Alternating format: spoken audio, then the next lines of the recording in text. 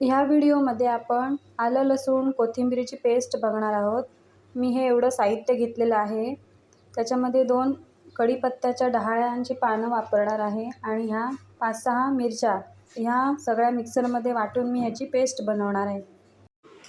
इथे आपण बघू शकताय जे साहित्य घेतलेलं होतं ते इथे मी बारीक चिरून घेतलं आहे। कोथिंबीर चिरून घेतली आहे, आलं चिरून घेतलं आहे, मिरचीचे तुकडे करून घेतले, कढीपत्त्याच्या डहाळ्याची पानं काढून घेतलेत आणि ही लसूण हे मिक्सरला बारीक वाटायचं आहे।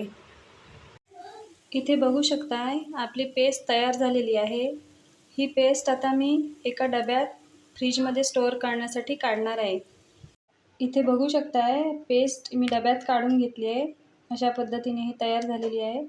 त्याच्यात थोडंसं मीठ टाकून घ्यायचं आहे म्हणजे ती लवकर खराब होणार नाही। आणि ही पेस्ट आपण आपल्याला पाहिजे तेव्हा पाहिजे